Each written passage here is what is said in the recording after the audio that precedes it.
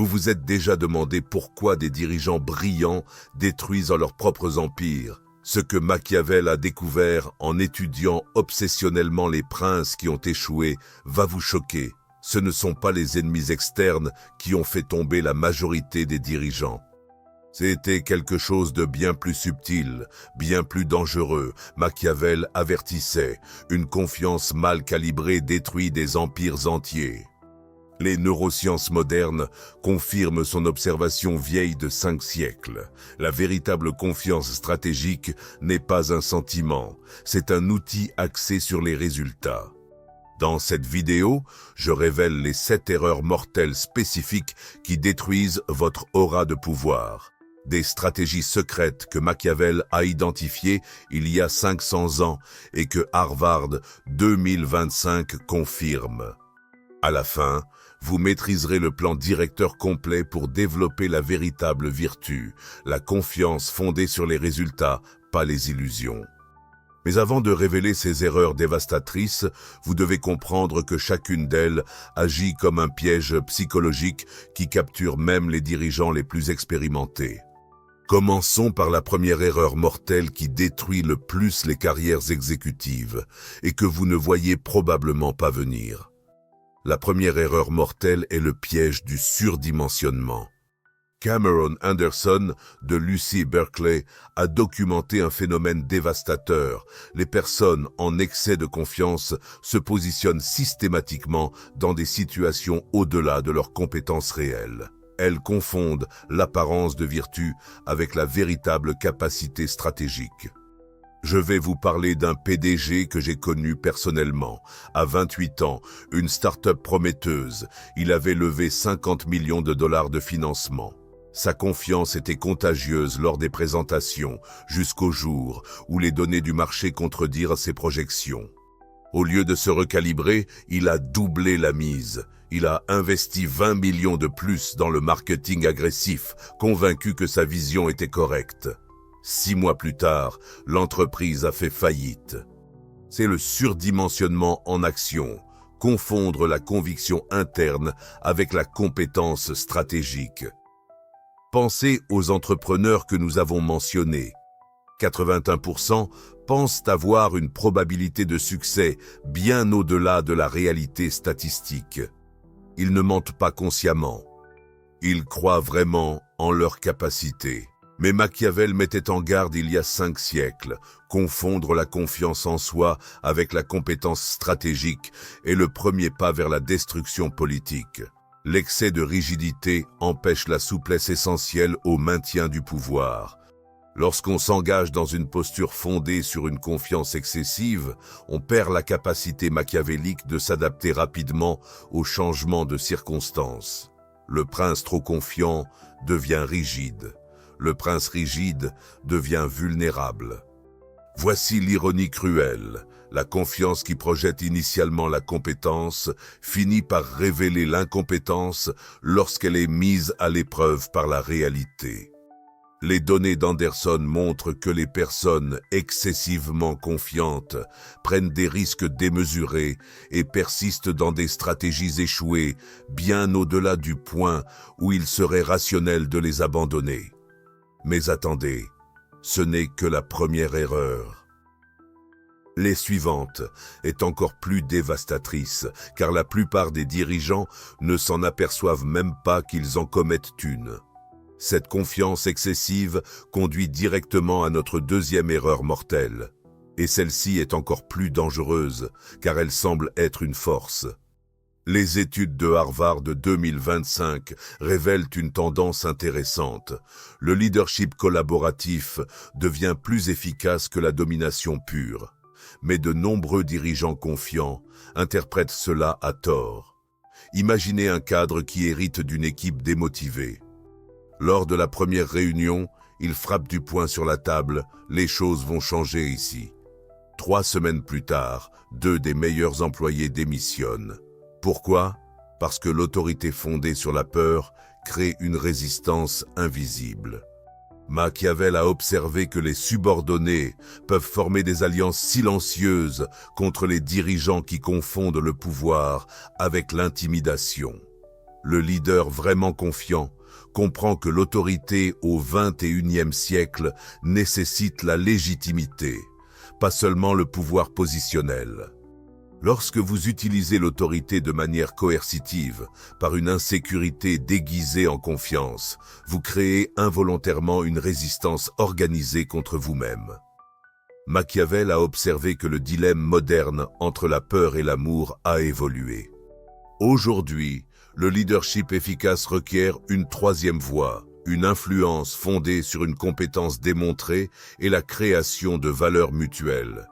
Le leader excessivement confiant perd cette nuance et revient au modèle binaire primitif de domination ou de soumission. C'est le piège. Plus vous forcez l'autorité par une insécurité déguisée, plus vous signalez une faiblesse stratégique aux observateurs expérimentés. La véritable autorité naît naturellement de compétences démontrées et de la création d'une valeur constante. Mais voici où la situation devient vraiment dangereuse. Lorsque vous forcez l'autorité par l'insécurité, cela déclenche un mécanisme de défense inconscient encore plus dévastateur. Lorsque ce piège de l'autorité se resserre, il déclenche un schéma encore plus dévastateur. Les leaders qui font mauvais usage de l'autorité développent souvent ce que j'appelle la paralysie stratégique. 43% des cadres souffrant du syndrome de l'imposteur développent une rigidité compensatoire. Faites une pause d'un instant. Vous est-il déjà arrivé de défendre une décision que vous saviez erronée juste parce qu'admettre l'erreur aurait semblé être une faiblesse? 43% des cadres font cela tous les jours. Ils deviennent inflexibles dans leur stratégie, car la flexibilité serait interprétée en interne comme une admission d'incompétence. Machiavel avait averti les dirigeants qui échouent à ajuster leur stratégie au fur et à mesure que les circonstances changent. La confiance qui devient inflexibilité est un piège psychologique mortel. Vous restez prisonnier de schémas de pensée et d'action qui ont fonctionné dans le passé, mais qui ne conviennent pas aux réalités présentes. Steve Jobs incarnait la vertu lorsqu'il abandonna le Newton en 1998. D'autres cadres auraient défendu le projet. Après tout, il avait coûté des millions et des années de développement. Jobs a reconnu que la flexibilité stratégique importait plus que la cohérence de l'ego. « Nous avons tué nos propres bébés pour créer l'iPhone », dit-il plus tard. Cette disposition flexible vis-à-vis d'une image de soi fixe a transformé Apple. La véritable vertu exige une disposition flexible vis-à-vis d'une image de soi fixe. Lorsque votre confiance repose sur le maintien de la cohérence plutôt que sur l'optimisation des résultats, vous perdez la capacité d'adaptation essentielle au leadership stratégique à long terme. Le stratège trop confiant devient prévisible. Le stratège prévisible devient exploitable. Cela se manifeste chez les cadres qui persistent dans des modèles commerciaux obsolètes, des dirigeants politiques qui n'ajustent pas leur message pour des publics en évolution, et des généraux qui appliquent des tactiques de guerre passées à des conflits contemporains. La confiance mal calibrée entrave l'apprentissage stratégique continu. L'ironie est dévastatrice. Votre force initiale devient votre faiblesse ultime. La même confiance qui a établi votre réputation finira par détruire votre pertinence si elle n'est pas constamment recalibrée par une réalité en changement. Voici la vérité effrayante que la plupart des cadres découvrent trop tard. Ce que vous êtes sur le point d'apprendre lors de la prochaine erreur a coûté plus de carrière que les crises de marché. La quatrième erreur mortelle est la faiblesse du perfectionniste. Il existe une différence psychologique cruciale entre faire une erreur et être une erreur.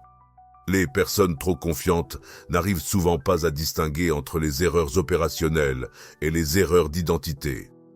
Machiavel a étudié des princes qui ont échoué exactement pour cela. L'analyse historique montre que les dirigeants qui échouent avaient une caractéristique commune, l'incapacité à tirer des enseignements stratégiques des échecs opérationnels. Ils personnalisaient les échecs au lieu de les systématiser comme informations utiles pour le raffinement stratégique. Faites une pause. Vous êtes-vous déjà surpris à défendre une stratégie qui manifestement ne fonctionnait plus? C'est exactement ce dont je parle.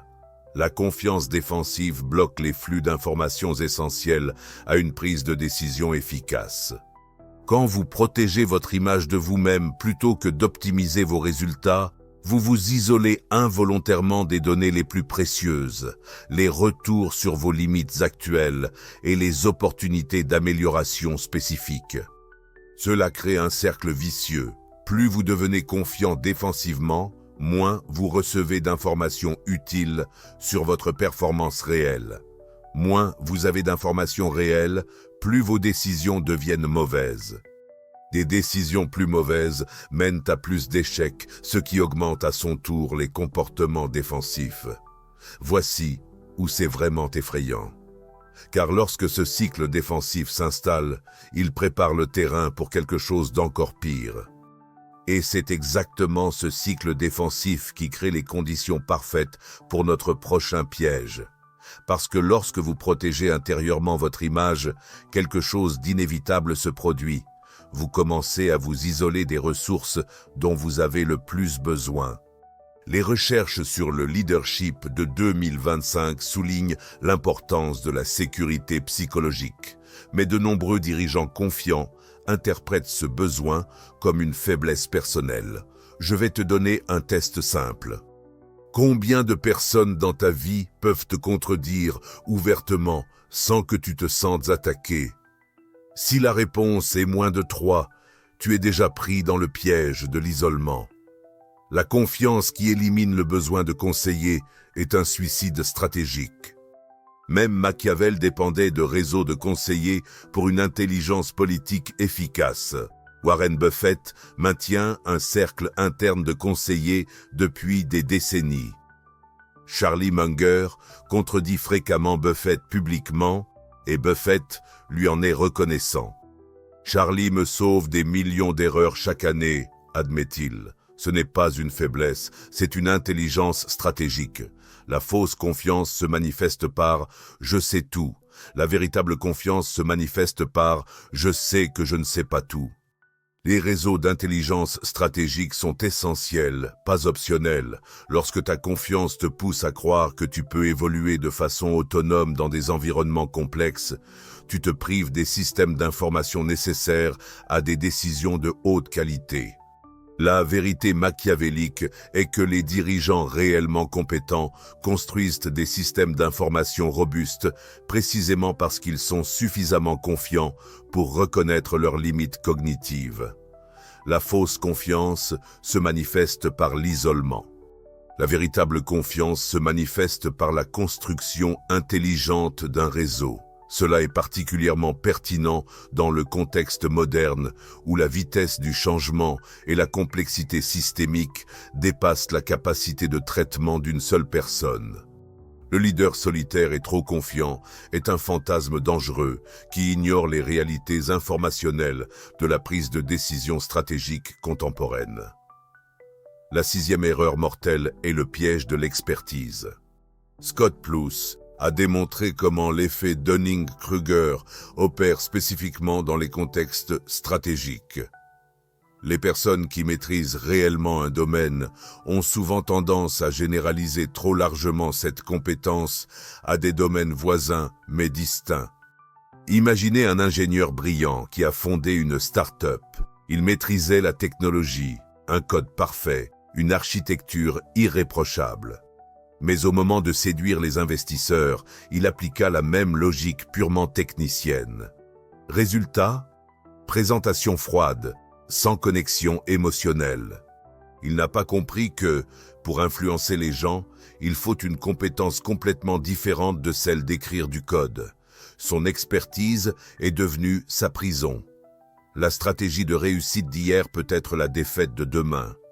Ce principe de vertu fondamentale est fréquemment oublié par les dirigeants qui ont développé une confiance fondée sur des succès historiques. Il suppose que la compétence démontrée dans des contextes passés se traduit automatiquement par des défis futurs. Connaître les limites de sa compétence stratégique est une métacompétence critique que de nombreux dirigeants confiants ne développent jamais.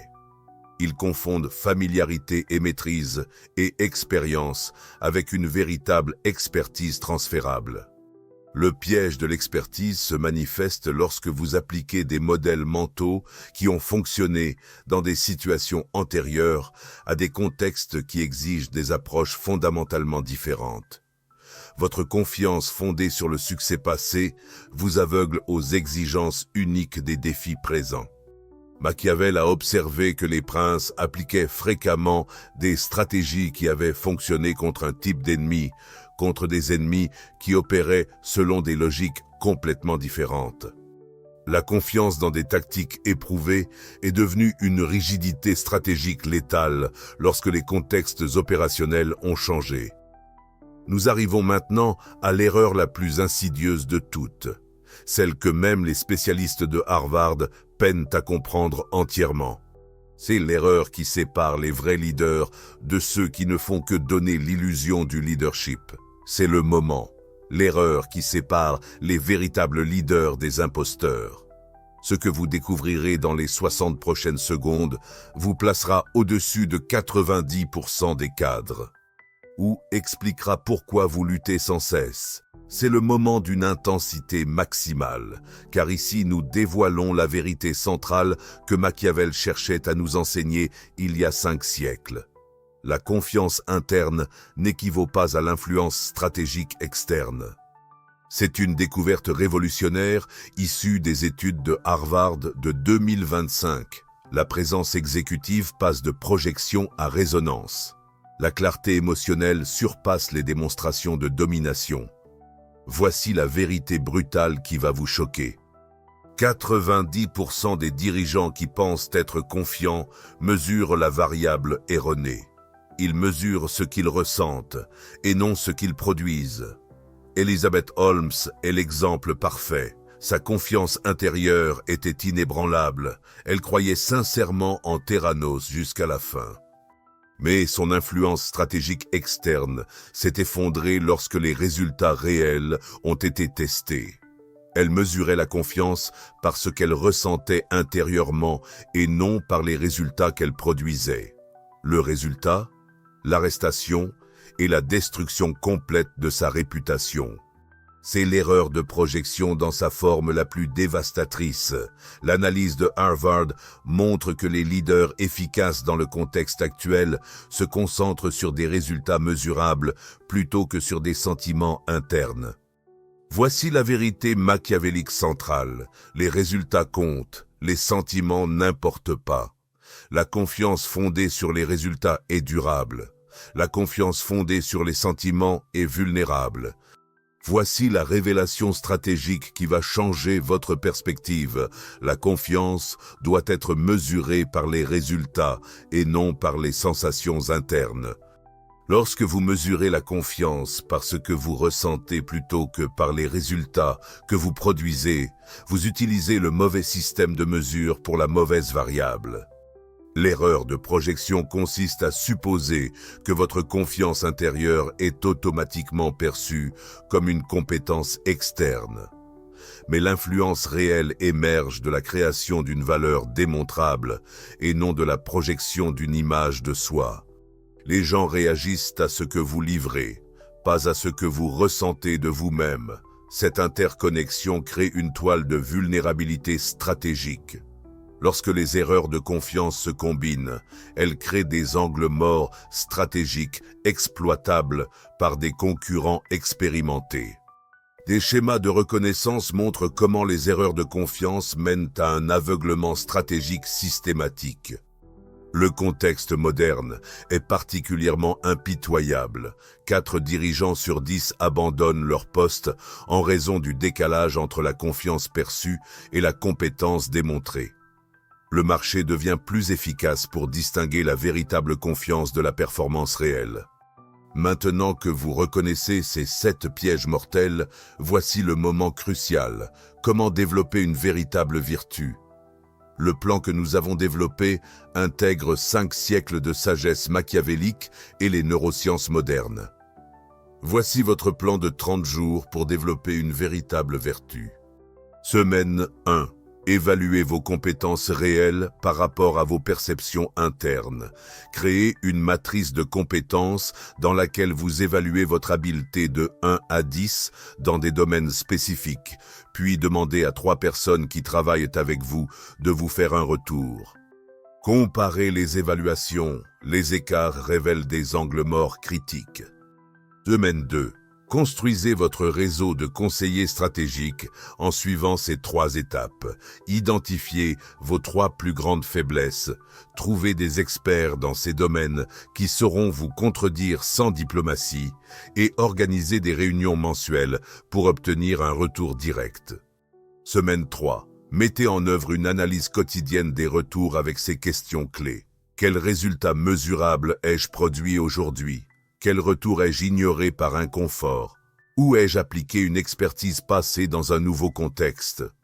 Semaine 4, testez votre nouvelle confiance calibrée dans des situations réelles en utilisant ces indicateurs. Taux de réussite des prévisions, qualité des décisions sous pression et rapidité d'ajustement stratégique lorsque les données contredisent les attentes. Analyse des dynamiques de pouvoir. Comprenez les schémas fondés sur l'influence plutôt que sur la coercition. La dynamique du pouvoir a fondamentalement changé depuis Machiavel, mais les principes sous-jacents restent valables.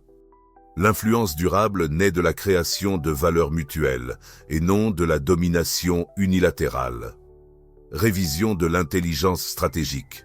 Mettez en place des réseaux de conseillers et des mécanismes de feedback robustes. Même le leader le plus compétent a besoin de systèmes d'information qui dépassent la capacité de traitement d'une seule personne. Entraînement à la flexibilité et d'adaptation. Pratiquer une adaptation stratégique continue. Développer la capacité à modifier les approches en fonction des changements de contexte sans interpréter la flexibilité comme une faiblesse personnelle. Développement de la vertu. Construisez la confiance fondée sur la compétence démontrée plutôt que sur les sentiments. Cette distinction est essentielle pour un leadership stratégique durable. Arrêtez. Avant de mettre quoi que ce soit en œuvre, posez-vous cette question qui sépare les leaders qui réussissent de ceux qui restent prisonniers des mêmes schémas pour toujours. Lequel des 7 erreurs avez-vous reconnu en vous-même? Cette auto-évaluation active déjà la première couche de vertu, la conscience stratégique. Maintenant, transformons cette conscience en mise en œuvre pratique. La stratégie de mise en œuvre nécessite 3 évaluations stratégiques immédiates. Premièrement, évaluez vos compétences réelles par rapport à vos perceptions internes. Deuxièmement, analysez vos réseaux d'information afin d'identifier des angles morts potentiels. Troisièmement, révisez vos métriques de réussite pour vous concentrer sur des résultats objectifs. Étudiez des dirigeants qui ont échoué historiquement pour identifier les schémas que vous pourriez reproduire inconsciemment. Intégrez la psychologie moderne à une stratégie classique pour développer des approches hybrides plus robustes. Établissez des structures de rétention du pouvoir durable fondées sur des compétences démontrées.